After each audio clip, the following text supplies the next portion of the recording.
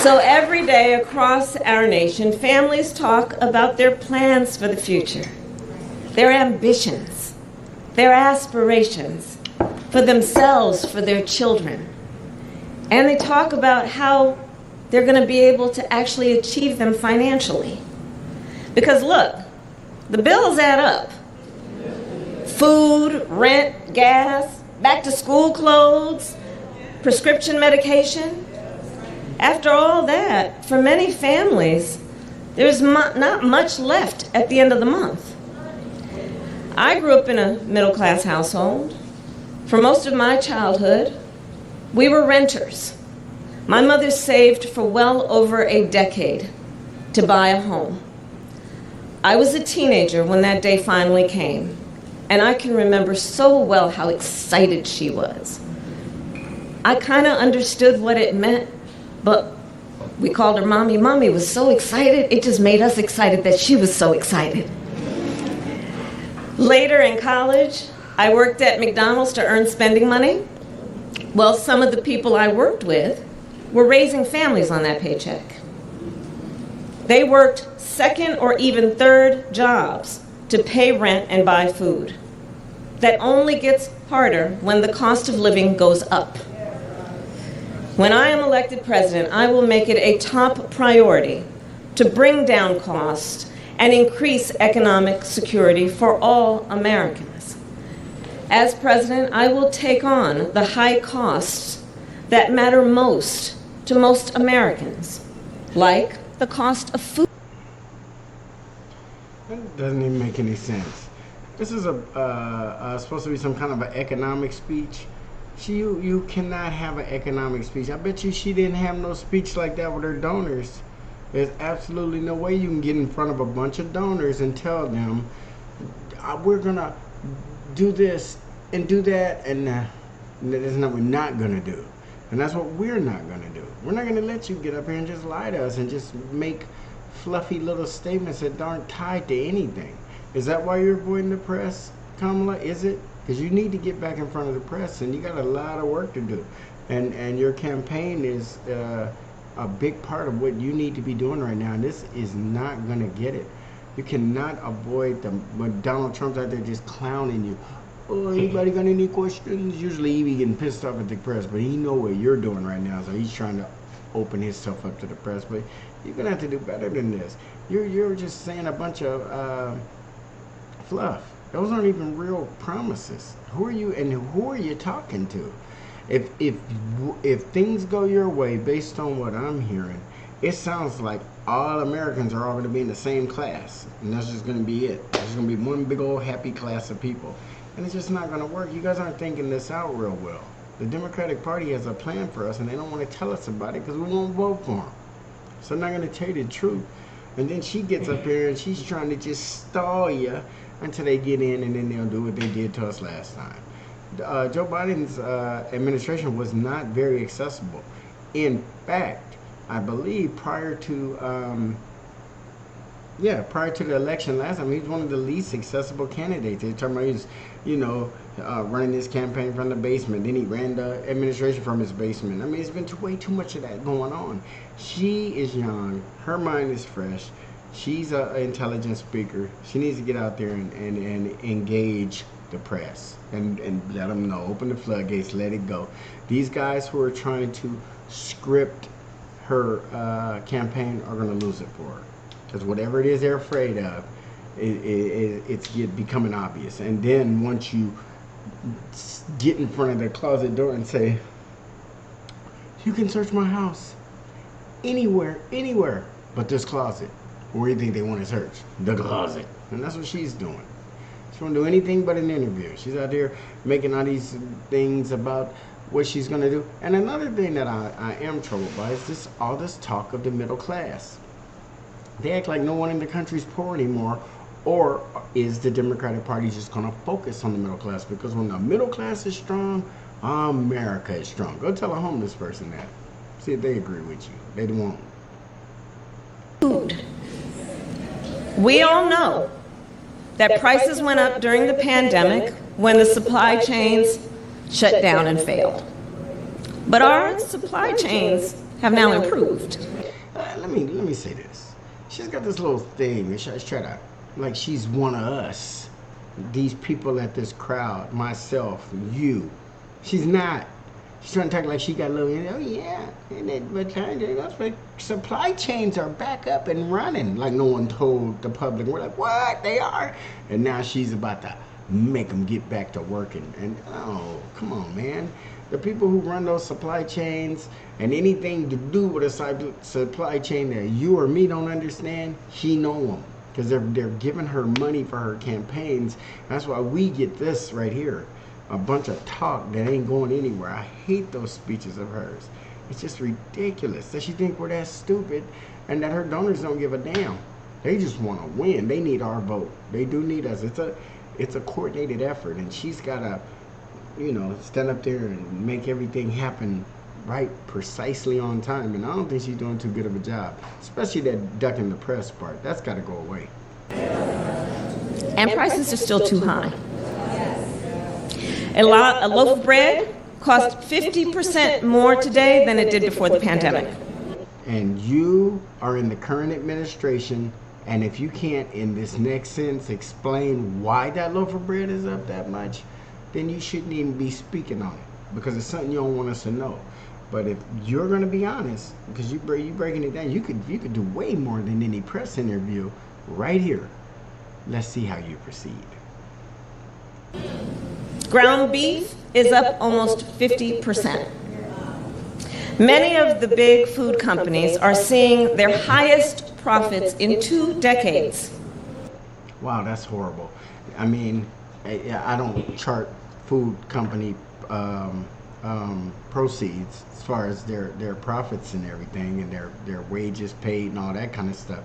But this is the potential president of the United States up there saying stuff like that, make you hate them. Like, what are they just raping us of our money? What is wrong with these people? And she's just standing there, just a part of that own administration that's still currently administrating. And what are we getting? Just her kind of like sneaking little words out, bad mouthing the rich people. And while many grocery chains pass along these savings, others still aren't. Look, I know most businesses are creating jobs, contributing to our economy, and playing by the rules. But the rules favor them. So it's very easy to play by the rules when the rules favor you. Keep that in mind. The reason we don't have a easy time and a good go of it is because the rules don't favor us. So we tend to struggle and bang our head against the wall and have somebody who wants a vote that's going to propel them through 4 years of a new administration, and they ain't even explain what they did in the last administration. You just got to believe them. You have to trust them. No, I ain't doing none of that. I want to know what you did.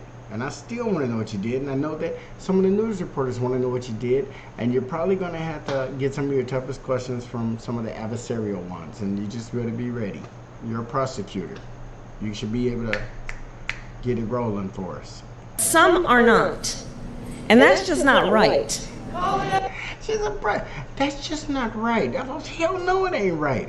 But how do you make it right? How do you get up here in front of these people and make some kind of an economic speech and really let them leave feeling better, as opposed to what isn't right and how it should be, as opposed to how you're going to make it be?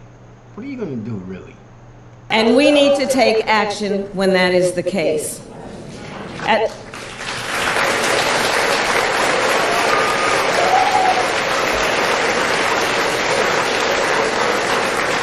As Attorney General in California, I went after companies that illegally increased prices. Well, those days are over. And quit talking about that like you're coming from an Attorney General position to the White House. You were a senator, and now you're a vice president sitting. You need to talk about what you did in those capacities and how you're going to go further with whatever the hell it is you did. Your Attorney General time, it's not a pleasant thing for you to keep bringing up again and again. And if you choose to, whatever. But let's move on to your more recent experience. I wish this job interview was going both ways, because no matter what, and just so for you guys who haven't really heard her on the interview, it won't be much different than this. She'll say something, the other person over there, whoever is fortunate enough to share a stage with her, will ask a question, and then she'll answer whatever the hell she want to do anyway. It don't even matter what you say. Hey, Kamala, you know, it's kind of nice outside today. Did you bring a light jacket? Well, you know, I've always fought hard for the working class. That's what I've always done. And you're like, I was asking about the weather, though. You know, that's the kind of, that's what we got to deal with. And this is 4 years of her. I don't think let me say that. I didn't think I'd better stand 4 years of Trump, and I did. But I can deal with 4 years of her, too. But it will be painful, because our votes are going in her ballot box, and she's not doing anything for us, but sitting up there lying to us, often and a lot. Including wholesalers that inflated the price of prescription medication, and companies that... And when they inflate the prices of those narcotics that they give to the public with prescriptions attached to them, and our president and all these people are just standing around Capitol Hill waiting on the lobbyists who are lobbying for those pharmaceutical companies and those medical companies, and they're paying good money to your senators that you're voting for.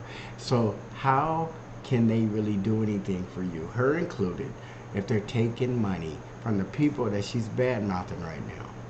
I bet she won't bring her, but since this is an economic speech, it'd be a good time to bring your economics up and let us know how serious you are when you speak badly about those pharmaceutical companies. And not as you're just saying it because you're around a bunch of friendly people who's allowed you into their auditorium and you can lie to them at will, because no one's going to get to ask you a question at the end of this anyway. Conspired with competitors to keep prices of electronics high. I won more than $1 billion for consumers.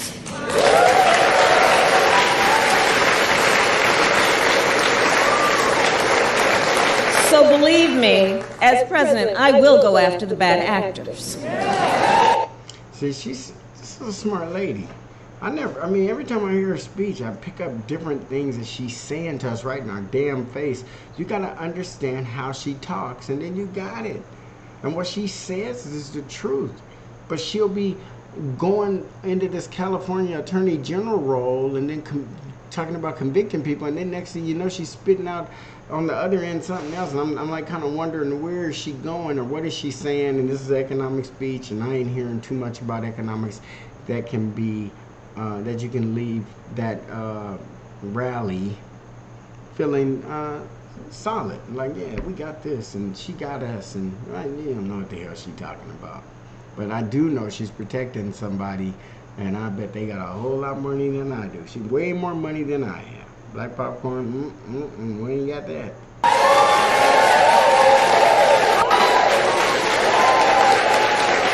And I will work to pass the first ever federal ban on price gauging on food. Whoever wrote that speech, it should have made sure that she was clear on that, because gauging and gouging are two different words. And I know that shit could be a slip of the tongue or whatever, but the meaning is so huge. And when she's up here talking about price gouging, she's admitting that she's aware that she is the current administration. I know this price gouging didn't just start. Price gouging had to have been going on. What have they done? Who have they caught? Or is she telling Joe and they worked it out where we'll just deal with it in our next administration, because right now we got so much other stuff going on? Is it that important that you pushed it down the road to this convenient moment when you're talking about your economic speech, and now you got a plan for it? My plan will include new penalties for opportunistic companies that exploit crises and break the rules, and we will support smaller food businesses that are trying to play by the rules and get ahead.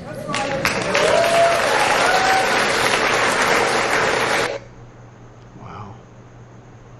Smaller food businesses that are playing by the rules and trying to get ahead. Have you guys seen some of the smaller food businesses lately? Like the guys pushing the carts around selling tacos on the corners? Is that one of the smaller food businesses that she's talking about that's playing by the rules? Is that what she's talking about? Because that's permitted. That's okay. So is that what she's talking about? Is that what we got to look forward to? The smaller food businesses who are just trying to play by the rules. If you got a company over here that's not being regulated properly, and they're price gouging your citizens and racking up a bunch of money that they otherwise wouldn't be getting, and you're not going after those people other than in a speech, and then you want to talk about smaller food suppliers out there playing by the rules. They're not here legally, but everything else they do is by the rules. Thank you, Border Czar Kamala. We will help the food industry become more competitive because I believe competition is the lifeblood of our economy. Yeah, but you can go a little far with it, and I think that's where we are. We don't know when to stop. Sure, a little competition is the lifeblood, but it depends on what you're talking about here. We don't trust you. More competition means lower prices for you and your families.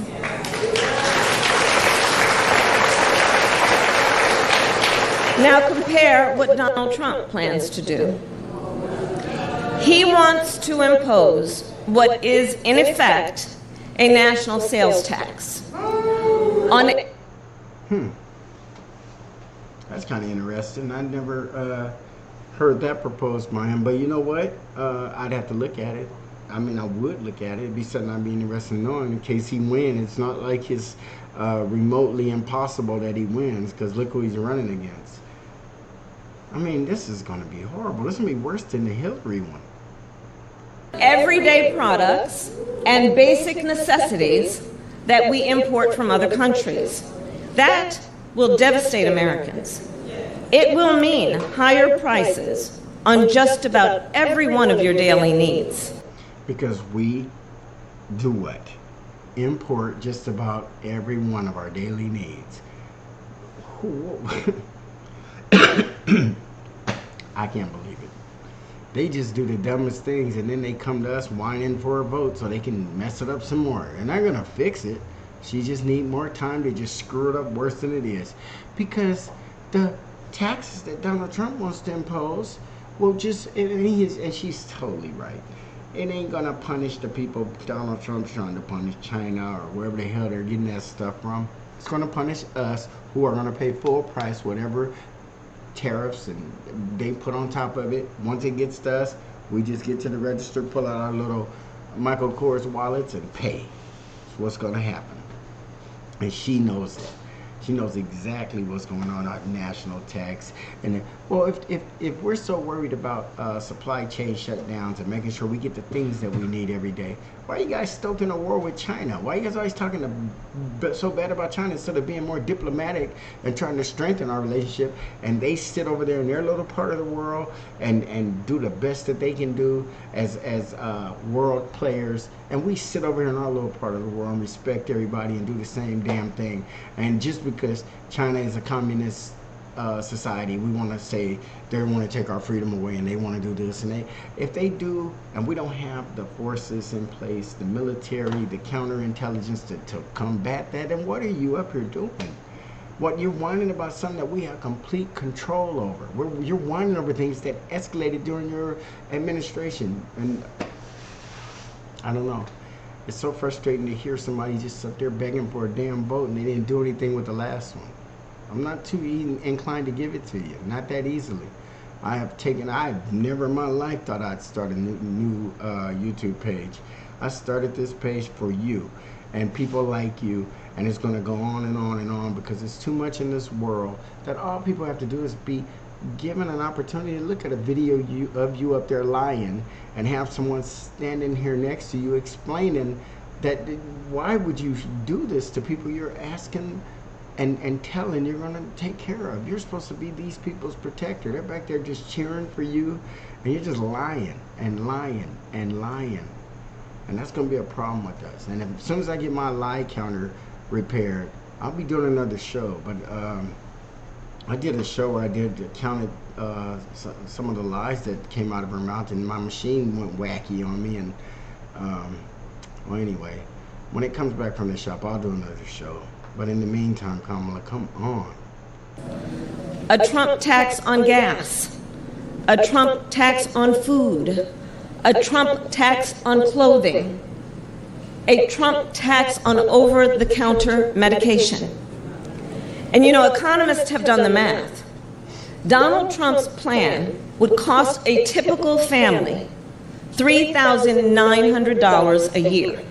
That was obviously her economist, and I'm sure Donald Trump has one that says you'll be getting back that much. I mean, it don't matter. Her plan ain't gonna pass a sniff test with the economists either. The economists always disagree because these people have all these things that they want to do that basically pays back the donors and the folks that did them special favors during this part. That's why her words don't make no damn sense, because she's not speaking to you. That's why they don't make no sense. Whatever she says, it probably won't make much sense because she's speaking to somebody else, and they're very pleased by this ineffective speech she's given because it's letting them know that she is going to do exactly what she said she was going to do for them. That's it. That's all. At this moment, when everyday prices are too high, he will make them even higher. Higher than you guys did? Oh. As president, I'll take on the issue of the cost of health care. As Attorney General, I took on insurance companies and Big Pharma and got them. How long are we going to keep voting on health care? I mean, it's going to go on and on and on and on. Obama got in there and he couldn't do anything, and he got to what he could get passed, and then he started acting weird and acting more like a corporate Democrat than he did the kind of a grassroots. And just real quick, folks, about the dishonesty thing, because that's what bothers me the most. You know, a lot of us put our vote on Obama, and some people might not look at it the same way black people do. You know, when we vote for somebody, and especially like I did, I campaigned for him at 2008, door-to-door knocking, you know, going inside people's homes and talking to them about Obama, seeing how they felt, and it was an easy sell.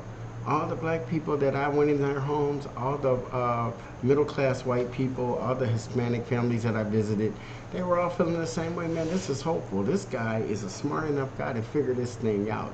And we thought he'd be able to get in there and use it, and he got in there and did nothing. He got in there and tried to fool black people into thinking he was going to do something for them by having the grasp of our history and our knowledge in his head and in his speech. And some of the speeches he gave were so inspirational. Everybody's just swaying back and forth and just caught up in the words. And then when he finally did secure that black vote and win the White House, what did we get? We got LGBT laws. And I'm not saying that because I'm anti-LGBTQ. It has nothing to do with that. It has to do with the fact that the big constituency that he was able to get was us, African Americans. But the problem with that is it was false. It was so false. For us to have been slaves and have gone through Jim Crow and had our cities disrupted, blown up, burnt to the ground, never given a real fair shake the whole time. Just the history of our country encapsulated in this one man who got to a place where we never thought a person who looked like us would ever get to.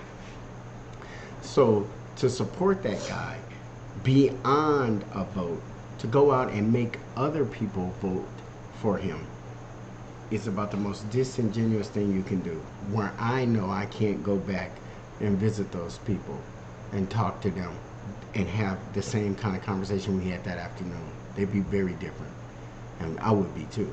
We'd have a whole different conversation. And that's my only thing about Ms. Harris here. I feel that we must hold her to task. We have to give her an errand, something to do. Because if we just give her our vote, she's not going to do anything for us. And she is about as clear on that as you can be, because she's talking a bunch of fluff. She's talking a bunch of general goobity-gob that makes no sense. We need to get somebody to stand up there like she's doing and tell the truth.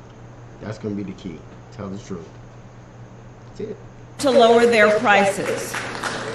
And together with President Biden, we've gone even further. We capped the price of insulin at $35 a month, and the total cost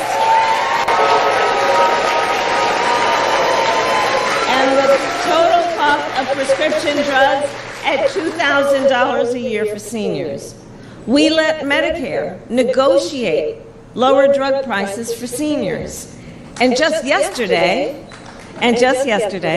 we announced that we are lowering the price by up to 80% for 10 more life-saving drugs.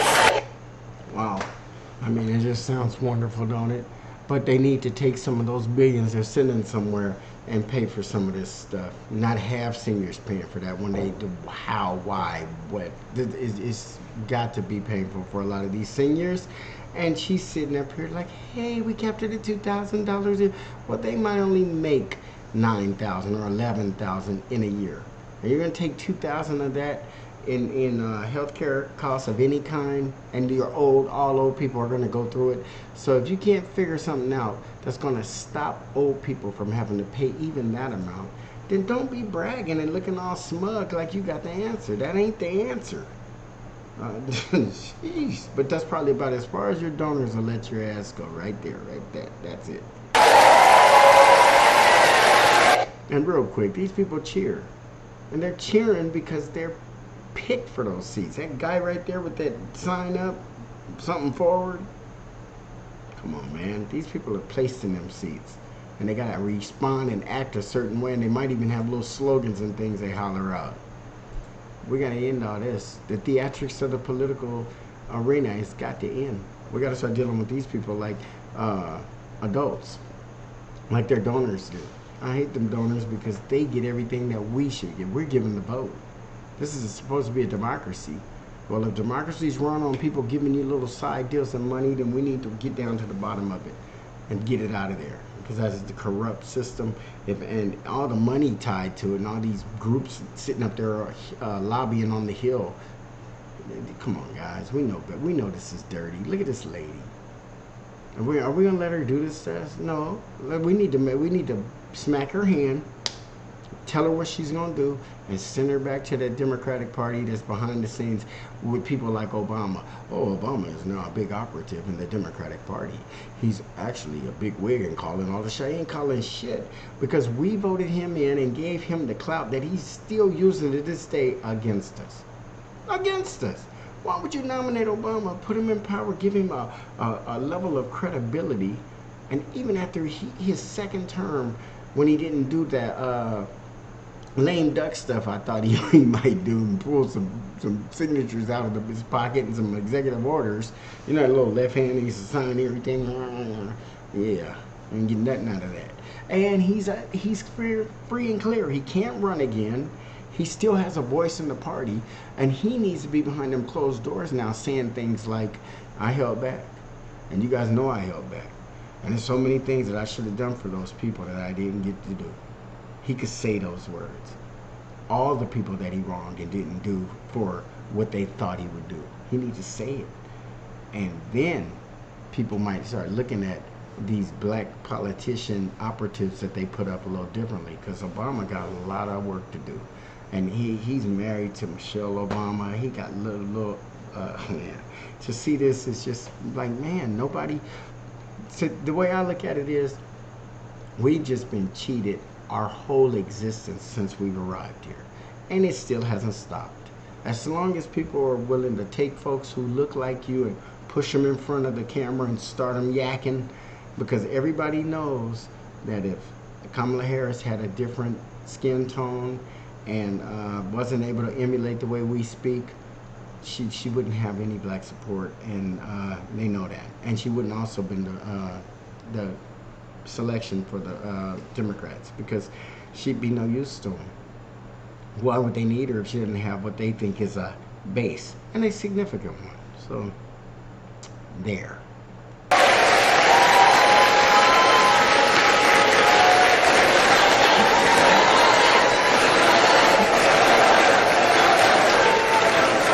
And I pledge to continue this progress. I'll lower the cost of insulin and prescription drugs for everyone with your support, not only our seniors.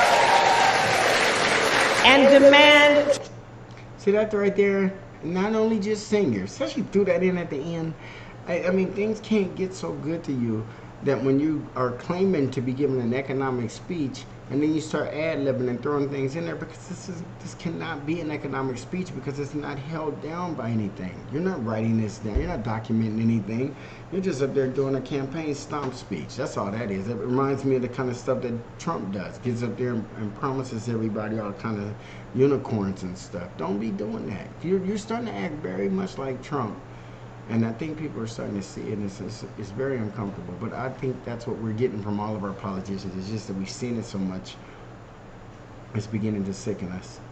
Transparency from the middlemen who operate between Big Pharma and the insurance companies who use opaque practices to raise your drug prices and profit off your need for medicine.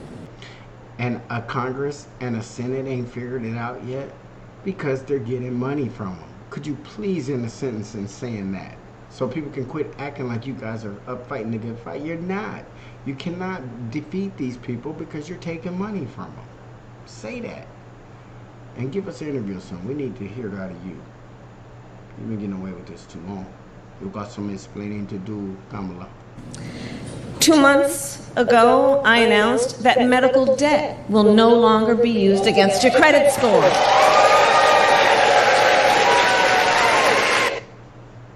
You announced that? So that was one of the things that your administration, along with Biden there, did. So that's the kind of stuff I'm trying to get at. You look very excited and happy about that, Kamala. Let's go on.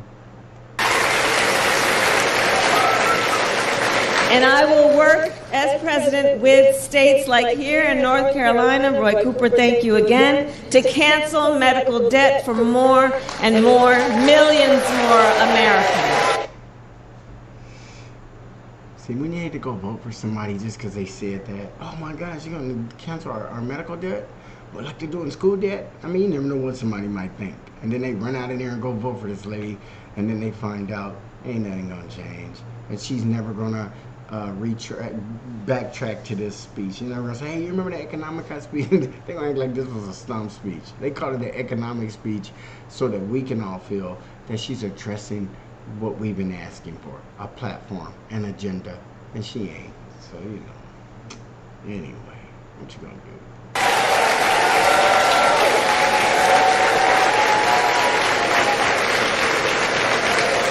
As for Donald Trump, well, he wants to repeal the Affordable Care Act, which 45 million Americans rely on. 45 million Americans rely on it for health care. That would take us back to a time when insurance companies could deny people with pre-existing conditions. We all remember what that was. And we're not going back. We're not going back.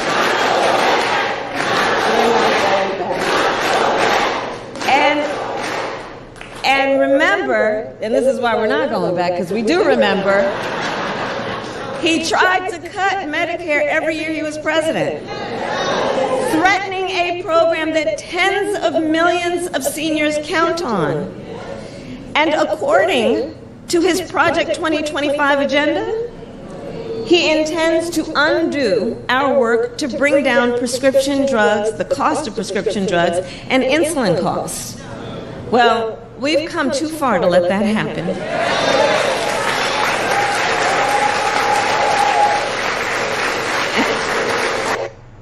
And there's she'll make us believe that no matter what, we are her priority, the American public, and that these high prices on these pharmaceuticals products, who do these people think they are? She's going to straighten them out. Wink, wink, with a pocket full of their money. I don't think so. So we're not going back on that, and let's talk about the cost of housing. So now, the housing market can be complicated, but look, I'm not new to this issue. As State Attorney General, I drafted and helped pass a homeowner Bill of Rights, one of the first in America. And during the foreclosure crisis, I took... You guys ever think of why do we need that kind of stuff? Somebody got money, want to buy a house. Why wouldn't someone take your money and sell your house? What's the problem with that? Why is all this had to be done? Because there's issues going on in this country that she has to address with the things that she discusses. But she don't want to tell you the whole story, because then you'll realize that you may never get to buy a house because of some of the stuff she's telling you she fixed in California. Well, she's the president now. And if she's able to bring that kind of stuff on the national scale, which goes against everything that she's ever taken in the form of money, it goes against it. Lobbyists don't lobby to help you and me, and she knows it, and she take their money anyway. On the big banks for predatory lending with many of my colleagues, including Roy Cooper, and won $20 billion for California families when I was Attorney General.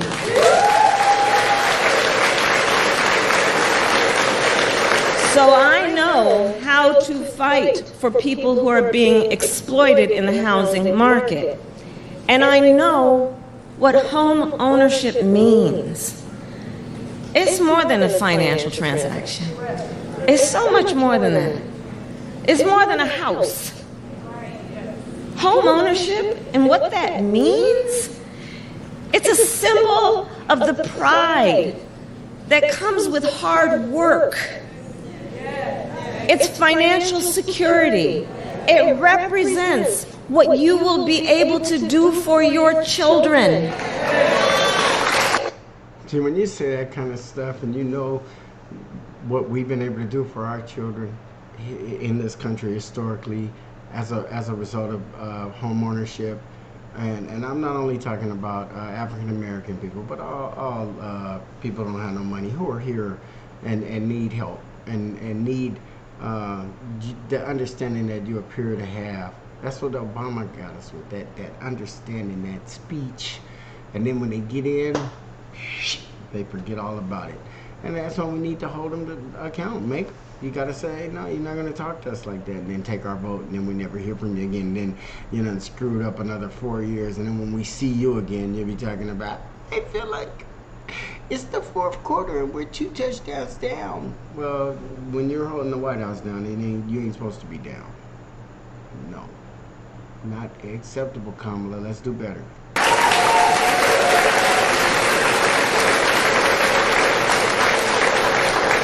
And sadly, right now, it is out of reach for far too many American families. Why? What in the... This is the most depressing speech ever. If I was an incumbent and I was giving a speech like this, Joe Biden needs to call her on her personal cell phone and tell her, will you cut the mic off? What are you doing? You're ever making it like we didn't do anything for all these years? Or what is it, 3.5 of them? Jeez, she's looking, this is horrible. There's no campaign speech. There's a serious housing shortage. In many places, it's too difficult to build, and it's driving prices up. As president, I will work in partnership with industry to build the housing we need, both to rent and to buy. We will take down barriers and cut red tape, including at the state and local levels. What has stopped you? Why hasn't that happened already? I mean, if you knew we had a housing crisis when you came into office. And now, if you vote for me, if I don't win, I can't do it. This is ongoing.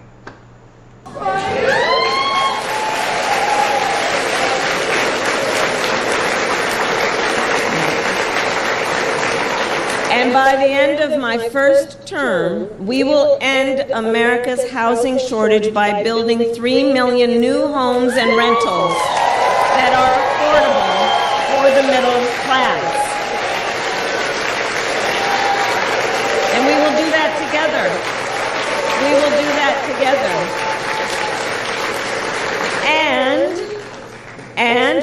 make sure those homes actually go to working and middle-class Americans.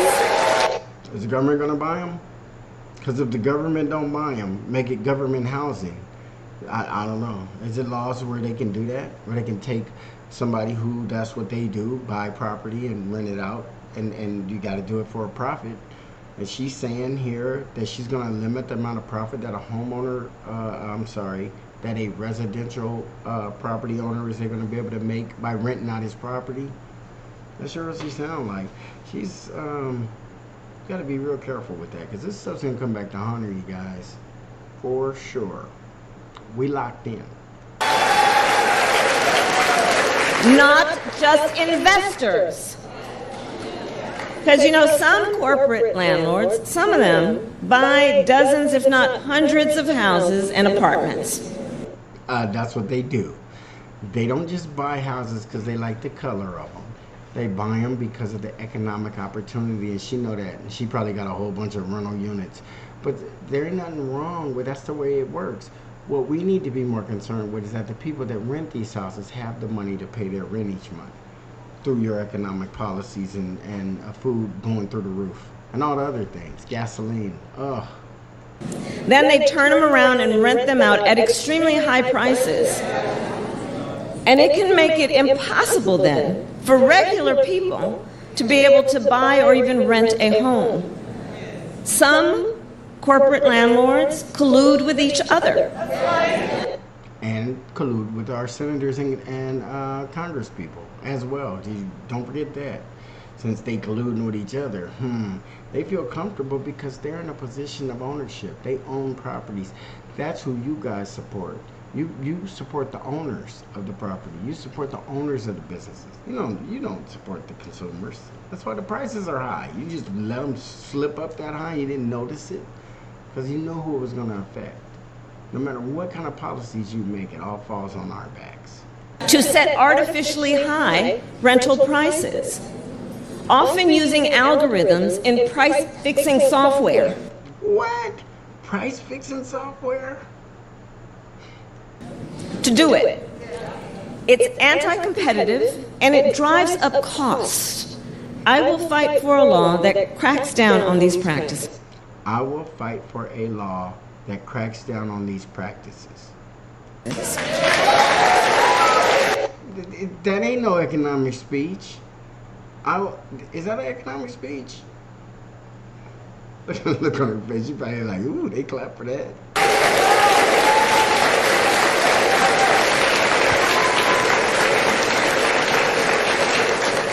We also know that as the price of housing has gone up, the size of down payments have gone up as well. Even if aspiring homeowners save for years, it often still is not enough. So in addition, while we work on the housing shortage, my administration will provide first-time home buyers with $25,000 to help with the down payment on a new home. Wow. Now, what would be the income requirements? And oh, wow, this is quite a deal here. But I tell you what, if you have just introduced a whole bunch of new folks into the country and they're already given work permits and tax ID numbers and they're ready to roll, it won't be too long before some of these new arrivals will be able to take advantage of some of this stuff you're talking about. Probably more than us even. Wow. Thanks.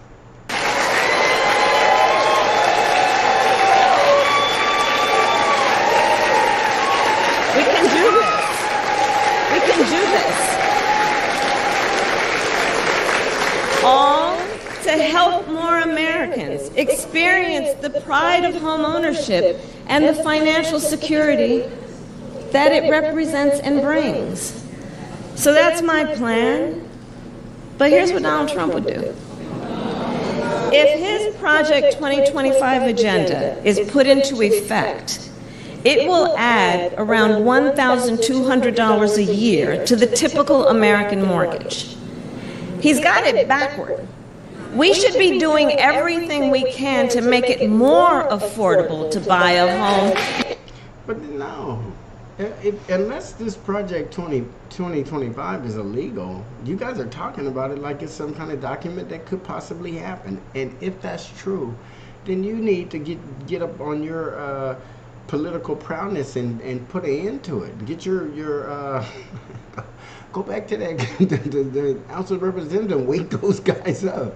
Tell them, hey, we're about to get taken over by a project 2025. I mean, I don't even believe it, because you guys don't. Why would you be sitting back talking about it, but nah, when it happened, we ready? No, we're not, apparently, because this is what we're going to be living under. I'm just ready, I don't know. I'm not going to be fooled again.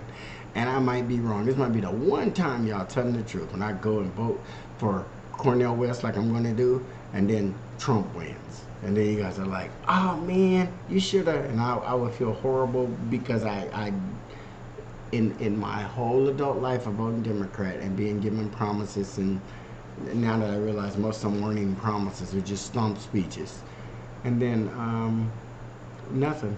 So yeah, I'm gonna just go ahead and take my chances this time, because I don't feel that they're telling the truth. I don't believe Kamala. I don't believe any of this economic plan is a real economic plan, and I don't believe she got anything for us.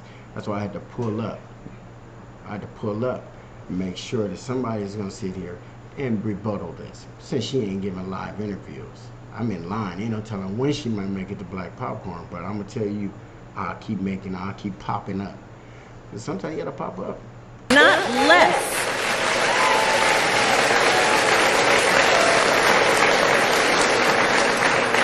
Finally, there's one more way I will help families deal with rising costs, and that's by letting you keep more of your hard-earned money. I don't like when they do that. Just let me keep it and don't give it back. None of that. I don't like paying them taxes. I don't, because I don't trust you guys. We give you our tax money, and then you go give it to the immigrants. Then you go give it to Ukraine. Then you go give it to, there you go with our money. Nah. Just let me keep it. And work on something that's gonna make some sense. And quit this fluff. You're pretty good at it. Nothing like Obama though. Whew. That man can give a speech. He had us all. And he had to convince them more that he wouldn't do anything for us than anything he had to convince us of, because they would not have allowed that. They allowed that because he convinced them that it was going to be all right. And she's undergoing the same vetting. You cannot be going in there with the wrong ideas in your head. You sure, Kamala, you going to be all right? And, oh, yeah, I am. I don't really like them. No damn telling what she had to say to get through. I bet if we heard all of her backroom speeches and talks and comments, I bet we wouldn't like her that much. Under my plan, more than 100 million Americans will get a tax cut, and we will do this by restoring 2 tax cuts designed to help middle-class and working Americans. The Earned Income Tax Credit and the Child Tax Credit. Yeah. How many kids you got? 8? I mean, that's what I'm saying. Everybody don't have kids. It's beautiful when you have tax credits and things that help. Maybe it's great if it helps people out. But I want a more universal approach, that you don't have to have kids, or you don't have to have diabetes, or you don't have to have. You should just be a regular American citizen who just obeys the laws, pays his taxes, and goes to work and just wants a normal life. She's into too much of this little, if you got this, you can get this. If you got that, it's too much trickery. We need straightforward, straight ahead, and straight speaking.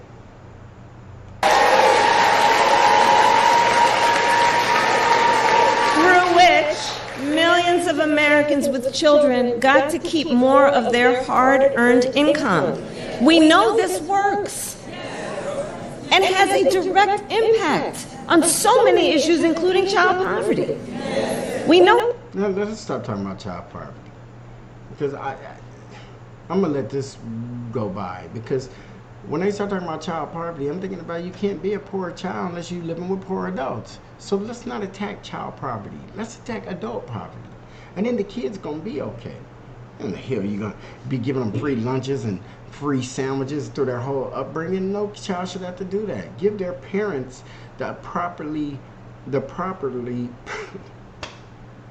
give their parents the opportunity to go get a damn job that's going to fill their refrigerator up with food and their closet up with clothes and their hearts up with love. And you guys don't have to be doing all this free breakfasts and free this. It just sounds like a big old social experiment. What is wrong with this country? Is that how it's going to be with her? She need to go. You need to get her out of there, because this right here is sounding like a bunch of welfare. That ain't going to cut it. It works. So as president, I'll not only restore that tax cut, but expand it. We will provide $6,000 in tax relief to families during the first year of a child's life. Now think... that second year can be pretty damn busy too. Why just the first year? And if it's $6,000 the first year, what's the second year? Is it gonna go? That's what I'm saying. Well, this is trickery. Just fucking make it $6,000 every year. You got the damn kid. They get more expensive, not less. That first year can be quite impactful. But at least you got a damn baby shower in some cases. But if you ain't even got that, oh my goodness, every year going on, it gets worse and worse. It does not get better. What that means. Think what that means. That is a vital, vital year of critical development of a child. And the cost can really add up, especially for young parents who need to buy diapers and clothes and a car seat and so much else. And we will do this for more than 1 year. She's saying for 1 year. I'd like to read into this. I get the plan, you guys. We're going to have a show on it. I'll read this whole damn thing. I ain't going to let her read it. She be double speaking. But we're going to have to get to the bottom of this little economic plan. Somebody was saying that to me. I was like, she didn't know that. No, yeah, she gave her economic plan. While reducing the deficit. Compare my plan with what Donald Trump intends to do. He plans to give billionaires massive tax cuts. Ain't been doing it. And you guys do too. So don't be acting like he's the only one who knows billionaires. You know quite a few yourself, ma'am. Year after year. And he plans to cut corporate taxes by over $1 trillion, even as they pull in record profits. And that's on top of the $2 trillion tax cut he already signed into law when he was president. Which, by the way, overwhelmingly went to the wealthiest Americans and corporations and exploded the national deficit. So you're saying, and let me get this right, that Donald Trump was giving such massive tax cuts to the rich that we weren't able to run the country right, so we had to take the credit card out and charge some things up because we weren't getting it in the tax revenue because Donald Trump gave those billionaire people such big tax cuts, so the country would have been broke, but we had to put it on the credit card. Is that what you're saying? You know, I think that if you want to know who someone cares about, look who they fight for. That's a gotcha moment. She shouldn't have said that. Ooh. Look who they fight for.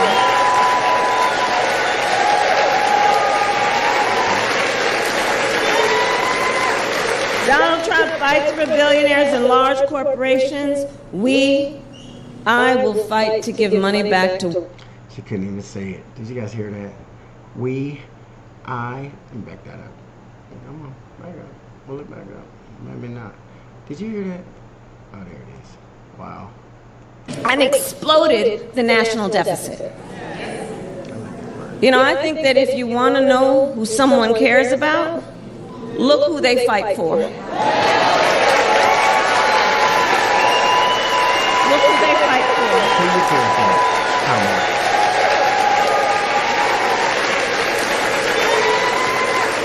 Donald Trump fights for billionaires and large corporations.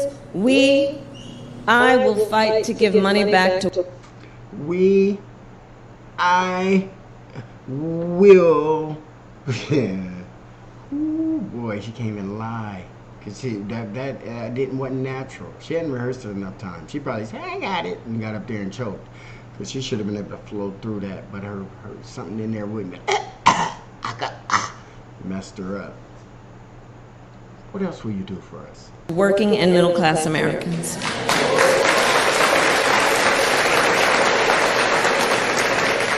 So I'll end with this. 2 days ago, Donald Trump was here in North Carolina. He said he was going to talk about the economy. I think you all watched. You know what I'm about to say. But he offered no serious plans to reduce costs for middle-class families. No plan to expand access to housing or health care. And that, actually, I think for most of us, was not surprising. Because we already know his plans. We know the Project 2025 agenda. So there's a choice in this election. Donald Trump's plans to devastate the middle class, punish working people, and make the cost of living go up for millions of Americans. Just real quick, I mean, if he is about to do all this, what is his plan, though? What is he going to benefit by tearing the middle class apart? You know, and basically, the Democratic plan sounds like a plan to tear up the middle class too, because it puts everybody on welfare and all kind of things that we don't have now. Why do we want welfare? And why do we want handouts? And why don't we want good wages and good jobs and good business opportunities? She's talking to middle class people, but she's talking about a bunch of social problems and the social issues and social programs. You don't give middle class people $25,000 lump sums of money to go help them buy a house, because their incomes are sufficient so they don't have to do that. So the government can take its money and pay down the deficit or do something else that it needs to do. But golly gee, Kamala, come on. And on the other hand, when I'm elected president, what we will do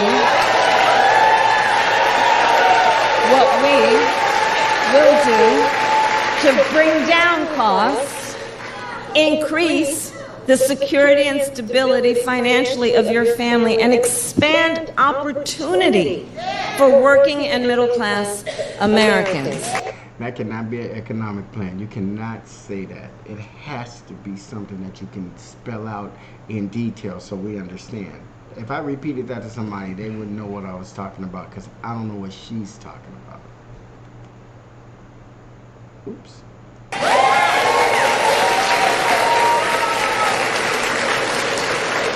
So now is the time to chart a new way forward. Now is the time to chart a new way forward. I thought we did that in 2020. We defeated Trump, and you and Joe Biden took over.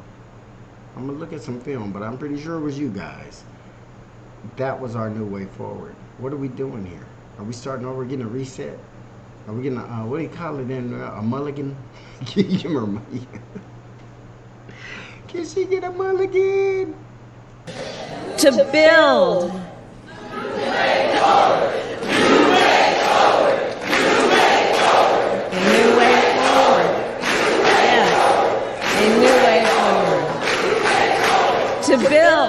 To build an America where everyone's work is rewarded and talents are valued, where we work with labor and business to strengthen the American economy, and where everyone has the opportunity not just to get by, but to get ahead. With social programs. They're giving you loans up the yin-yang and tax credits on the, and you're going to just take that and just flourish because you're not making enough money. That's why she's subsidizing everything for you. Just give us the money, give us the opportunities, and get back out of the way. Jesus. So I thank you, North Carolina. We're going to get this done. And with your help, God bless you and God bless the United States of America. God bless you.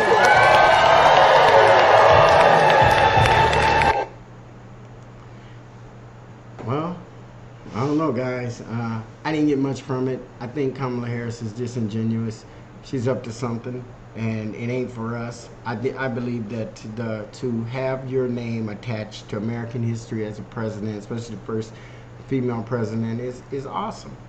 But if you really don't have a genuine heart to do good for people or to help people out, then don't be up there trying to act like you're some kind of female Martin Luther King or something. All you guys getting all crazy over this stuff and acting like this woman is going to be the next Obama, which she is.